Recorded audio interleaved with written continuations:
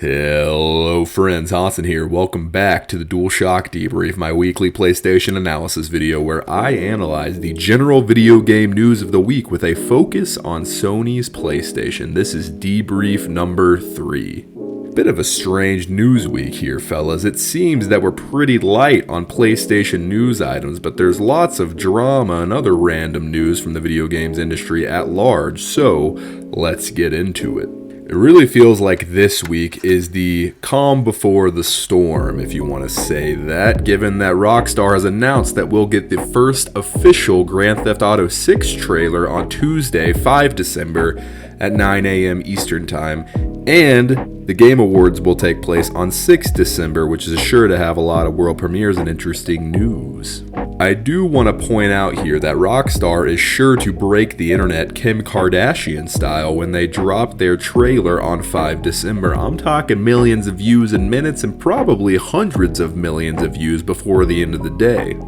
On top of this, the Game Awards definitely won't be a slouch either, given that reliable sources in the know are saying that an Elden Ring Shadow of the Erdtree expansion trailer is sure to be at the Game Awards, although we're getting conflicting information on when it will be released and how exactly the project is going. Elden Ring producer Yasuhiro Kitao, when speaking to Japanese publication Game Watch, gave the following information, quote, "It'll be a little while yet, but progress is going well," end quote. He also said the following information, quote, "Like Bloodborne, it has new battles and new characters," end quote. See, I'm already liking this information, fellas, because let me tell you, Bloodborne the Old Hunters, that's a banger of an expansion, a banger of a DLC pack, let me tell you, great boss fights.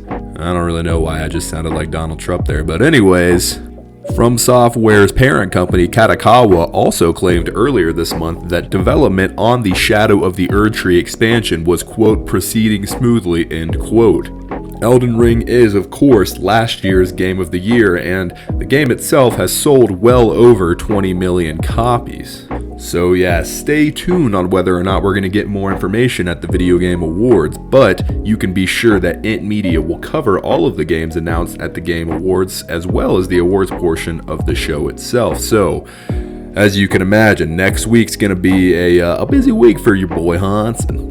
You can expect that information on the DualShockDebrief, which goes live every Saturday at a mysterious time here on INT Media, my video games analysis YouTube channel. Here on it, we also post a bunch of lengthy analysis videos as well as the occasional guide or let's play, so if you like that sort of stuff, please hit that subscribe button. As always, my friends, this weekly PlayStation analysis video is broken down into 3 key parts. We'll begin with the general video game news of the week, a discussion where we'll talk about either important news items or useless hoopla that has caught the attention of gamers and games media alike. Then we'll move into the PlayStation news items, which I gotta say here, boys, is pretty light this week, so don't shoot the messenger. And then finally, we'll move into the final segment of each episode of the DualShockDebrief with a loose discussion of what games I'm playing and what I think about them. And with no more gilding the lily and no further ado, let's get back to the game's news, shall we? So what I would argue is the biggest video games news story of the week comes from website Video Games Chronicle, or VGC for short. VGC reiterates information that was shared at the Wells Fargo TMT Summit by Tim Stewart, Xbox's chief financial officer. Stewart communicated that Xbox's ultimate goal with their video game subscription service, Xbox Game Pass, is to bring it to, quote, "every screen that can play a video game," end quote. So what's every screen that can play a video game? Well, that ranges from everything from a PlayStation to a Nintendo Switch to a smart TV to a tablet to a phone, anything you can think of. That's what Tim Stewart's communicating here. Anything that Xbox can put a game on and run a game on or cloud stream a game on, that's what they go on Game Pass on. It's pretty crazy, but that's what they're saying. VGC also reported the following information, quote, "Xbox boss Phil Spencer has previously expressed a desire to, quote, take Game Pass everywhere," end quote, although he said in 2020 that, quote, "other competitive platforms aren't really that interested in having a full Xbox experience on their hardware," end quote. Go figure. It's also noteworthy to report that VGC tweeted that gaming subscriptions have topped kids' Christmas wish list, a survey has found. So yeah, that's the rub. As far as what I think, it's clear that Xbox is once again trying to rework the economics of the video game industry, despite the fact that they've been the third place contender for essentially the past decade. And on top of this, has released a plethora of first-party releases that are essentially fart noises when compared to all of the other video games that have been released around them. And I just gotta say it, Microsoft as a mega corporation has been brute forcing their way wherever they please in this industry, and I don't really know how I feel about that because they don't really have any notable games that have come out internally lately. Everything noteworthy that they've produced has been the byproduct of some weird relationship resulting from a brute force purchase with fuck you money. And yet, they're just reworking everything, you know what I mean? Because just imagine a world where you can conceivably play Game Pass on every screen, despite the fact that Microsoft hasn't really done anything with video games and hasn't really made too many noteworthy video games internally. Yeah, you could argue that Starfield is a great game that has come out of the Xbox pipeline, although that purchase happened in 2021 when Xbox acquired Bethesda, so I don't really know about that. And then there's other games like Forza Horizon, which is considered to be a pretty good video game and got nominated for lots of awards in the year it came out in 2021. But look, man, nonetheless, I just take umbrage with this, and Xbox is just really brute forcing their way in really weird ways, and I'm skeptical of it, you know what I mean? I like Xbox. I own an Xbox. I'm just skeptical of it. I really like Starfield too, and I like Game Pass as a service. At the end of the day, I think we need to be skeptical of a mega corporation that's really brute forcing their way into a lot of integral parts of the video game industry, but that's just what I think, and we can move on now.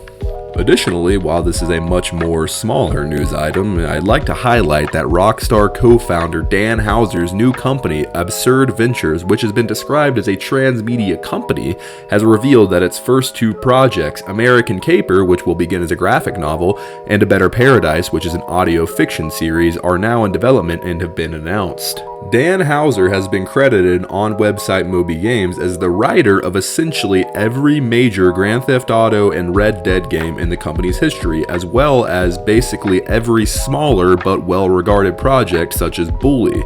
And rest assured, he's had a significant role in basically every game the company has ever created. Houser left the company on March 11, 2020, following an extended break. His brother, Sam Houser, whom Dan founded the company with, remains at Rockstar.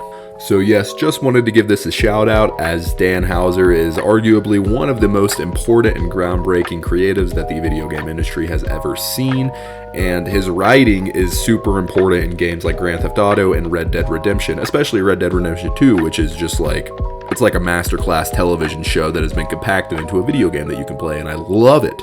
It will be interesting to see how the narrative of Grand Theft Auto 6 will be impacted due to the fact that Dan Houser is no longer a writer at Rockstar, and he was the lead writer on every Grand Theft Auto game and Red Dead Redemption game before it. So he obviously was a very important creative mind at Rockstar, and it will just be interesting to see how the game will be different and if his loss will be felt. I do want to touch on a few more hilarious news stories before we move into the PlayStation news items, so please bear with me. First of all, I'd like for all of us to point and laugh at the notion that Ubisoft is now including ads in their games. You might have seen this circulating online, but if not, essentially Ubisoft is flirting with the idea of putting literal ads that interrupt your gameplay experience on a $60 to $70 game that you have already purchased. I imagine that this whole initiative will disappear faster than you could say bunny rabbit, because it's literally one of the stupidest ideas that I've ever heard of, but the fact that this is a real thing needs to be mocked, because just imagine, right, you're playing a game that you spent $70 on, you're having a grand old time, you're doing Ubisoft open world activities, you're Far Cry hunting the sharks and shit like that, and then all of a sudden some doo-doo ad pops up on your screen. Listen, nah man, you gotta get that shit out of here and stop desecrating games with your capitalist pursuits and inserting ads everywhere and trying to get money from every single avenue that you can possibly find in video games. It's just annoying, and it's not good for the game, so get it out of here, please. Finally, while this has absolutely nothing to do with PlayStation, and given the fact that Xbox owns Bethesda, I just want to highlight some of the wild responses that Bethesda has been issuing in what seems to be apparent efforts to defend Starfield from criticism on Steam reviews about Starfield. And I will say that it seems that many of these comments from Bethesda have been deleted, but I do have the original quotes here because they're objectively pretty hilarious and I just want to talk about them for your amusement. So here's one of the responses that Bethesda issued to a critique review of Starfield from a user review on Steam. Quote, while there may be loading screens in between fast traveling, just consider the amount of data for the expansive gameplay that is procedurally generated to load flawlessly in under seconds. We believe that the shortcoming will not hinder players from getting lost in the world we created. That's a weird one because the load times in Starfield are really annoying, and that's just objectively true. I don't really know why Bethesda is defending themselves here and why they're trying to provide excuses. It's just weird, alright? It's just weird. Here's another one, quote, you can fly, you can shoot, you can mine, you can loot. Starfield is an RPG with hundreds of hours of quests to complete and characters to meet. Most quests will also vary on your character's skills and decisions, massively changing the outcome of your playthrough. Try creating different characters with backgrounds and characteristics that clash or are opposite of your previous character. You will feel like you were playing a totally different game. Put points in different skills from a character you've previously created and are now faced with completely different decisions to make and difficulties to encounter. There are so many layers in Starfield that you will find things that you never knew were there and never knew were possible after playing hundreds of hours. End quote. And finally, this one's my favorite. Quote, we are sorry that you do not like landing on different planets and are finding many of them empty. Some of Starfield's planets are meant to be empty by design, but that's not boring. Quote, when astronauts went to the moon, there was nothing there. They certainly weren't bored, end quote. The intention of Starfield's exploration is to evoke a feeling of smallness in players and make you feel overwhelmed. You can continue to explore and find worlds that you do have and resources you need or hidden outposts to look through. I don't really know who this, it looks like this is the same person. No, it's all different people. Yeah, well, okay, two of them are from Falco Yamakoa, who's a developer, and then also Kraken. I don't know if that's like real names or Kraken's definitely not a real name, but you know what I mean. I think these people are like asking to get fired. That's just my opinion because they're like gaslighting players into thinking that their opinions about the game are just not true, and they're just pushing back in weird ways that they really have no reason to. And at the end of the day, Starfield was a successful game in terms of its critical success, its commercial success. It really took a turn when user scores really just sunk the game's score and really have left it with mixed reviews on Steam. So ultimately, I don't know. This is just hilarious that Bethesda has responded in these kind of ways. Personally, must say I like Starfield a lot. I think it's a really interesting game. I'm glad it's a game that exists. But this whole effort to defend it in these weird ways is really it's really strange. Despite the mixed critical reception that the game has received, it's ultimately just a weird way to defend the game and try to tell people that their opinions of the game are wrong. And they're just asking for like hate from the internet on this one. But just wanted to throw it out there that this is hilarious. This whole quote where it says that Starfield's planets are meant to be empty by design, but that's not boring. That's fucking hilarious. And I just love that like an actual developer wrote that. It's really funny. Alright, now that useless hoopla is out of the way, we're gonna get into the PlayStation news items. Number 1. Just over a year ago, it was reported that Sony is making a Horizon MMO with the help of NCSoft, a South Korean video game developer responsible for MMORPGs like Guild Wars. Well, now it seems that this deal has been made official as Sony PlayStation announced that they've signed a deal with NCSoft that has been framed as some sort of, quote, strategic partnership, end quote. A press release from Sony with comments from Jim Ryan, current CEO of PlayStation, who will be stepping down in March 2024, states the following, quote, the two companies are evaluating a range of potential opportunities with an aim to foster strategic synergy, leveraging NCSoft's technological prowess and SIE's, that's Sony Interactive Entertainment, global leadership in the entertainment field, end quote. Jim Ryan also said, quote, partnering with NCSoft advances our strategy to expand beyond console and broaden PlayStation's reach to a wider audience. Like Sony Interactive Entertainment, NCSoft shares a similar vision in creating high-quality, impactful entertainment experiences for players everywhere, and together we're excited to collaborate to push the boundaries on gaming further, end quote. So, this is obviously further evidence that PlayStation is developing a Horizon MMO that is obviously real, as leaked screenshots of the project were shown earlier this year. So it seems that PlayStation's endeavors into games as a service continues, and that this Horizon MMO is becoming more and more real as time goes on. So, the fruits of this are obviously going to be seen at some point, but it's clear that PlayStation's trying to make this Horizon MMO a thing. I have literally no idea if this will be successful or not. Horizon Forbidden West and Horizon Zero Dawn were incredibly commercially successful, but it's not clear if the market is really wanting a Horizon MMO. I don't really see that.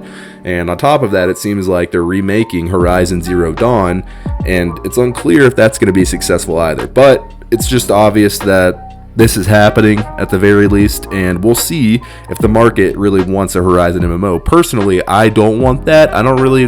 There's something about Horizon that I don't jive with, generally speaking. So this clearly isn't for me, and that's totally fine. I'm sure that there's like some kid in middle school that's gonna love a Horizon MMO, but only time will tell, my friends. Moving on. Number 2, there's a couple of interesting things going on with Sony's PlayStation Plus subscription service for the month of December, so let's get into it. First off, Sony has announced their free monthly games offering via PS Plus Essential for the month of December. Subscribers can look forward to adding the following games to their library, downloading them, and potentially even playing them, and they are as follows: Lego 2K Drive, which is available for the PS5 and the PS4, Power Wash Simulator, which is available for the PS5 and the PS4, and finally Sable, which is only available for the PS5. These games will be available to add to your library if you are a subscriber to the PS Plus Essential tier on Tuesday, 5 December 2023. Additionally, it's important to point out that a handful of games are leaving the PlayStation Plus Extra subscription service on 19 December, and those games are as follows: Caldrius Blaze, Damascus Gear, Operation Tokyo HD Edition, El-Hijo, A Wild West Tale, Foreclosed, Friday the 13th, the video game, Legends of Eternal, Middle-earth, Shadow of Mordor, Middle-earth, Shadow of War, The Escapists 2, Yakuza 6, The Song of Life, and finally, Yakuza Like a Dragon. So just wanted to shout out those games as they're leaving the service. So yeah, if you don't want to play them, I guess your time's up. I don't fucking know. But really, that's it, boys. That's all the PlayStation news for the week. Really slow news week when it comes to PlayStation as a first party, but nonetheless wanted to give those things a shout out here.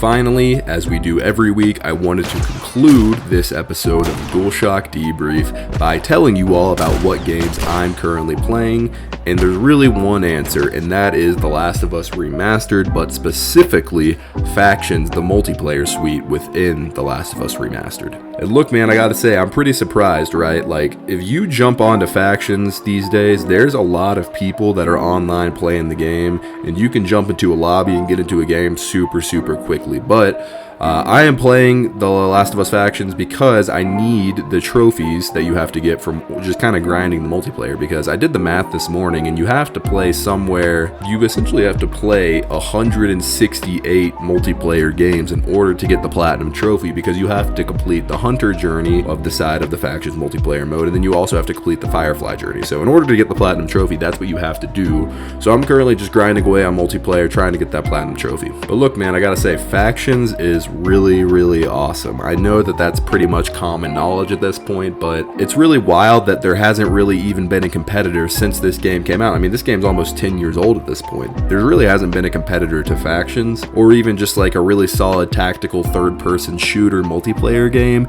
I haven't dabbled in any of the new Gears games after Gears of War 3, which was like a really long time ago. That was like, the 2000s.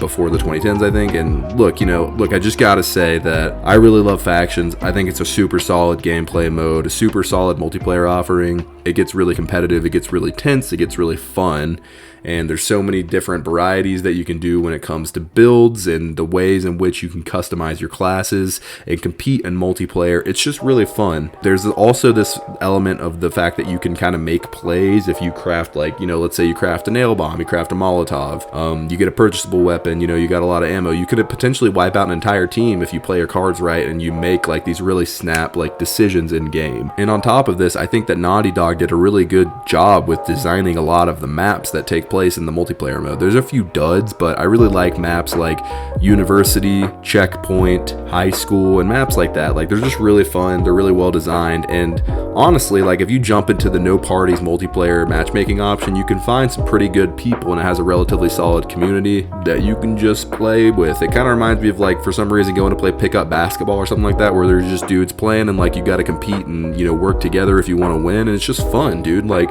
Factions is really awesome. It's really awesome. And I've also just been playing The Last of Us Remastered, generally speaking, in its story mode, and a lot of what I'm wondering when it comes to this game is how much of The Last of Us, like the first game, not The Last of Us Part 2, but how much of The Last of Us resonated with people in ways that they just can't really explain, and how many design decisions that Naughty Dog made really just clicked in a way that made sense. Because ultimately, it's just like, I'm actually making a video right now where I propose the argument of, is The Last of Us Remastered a perfect video game? Because from top to bottom, I really do think that you can make the argument when you include its multiplayer suite and factions, as well as its story, which has been talked about and discussed ad nauseum, and has won really like every conceivable award and commendation under the sun in its time, and it's been ported like again to the PS5 for The Last of Us Part 1. And look, man, I know there's a lot of Last of Us haters out there, but look, you just can't deny that at least The Last of Us Remastered is just a very awesome, comprehensive package of a video game when it comes to its story and it comes to its multiplayer suite. There's really something for everyone here, whether you like PvP multiplayer, you like playing and cooperating with your friends, you like a really great story, you like solid gameplay. Everything that you probably want in a video game exists in The Last of Us, and I just really can't say that enough. I think it's awesome, and I'm having a ton of fun with Factions, the multiplayer mode.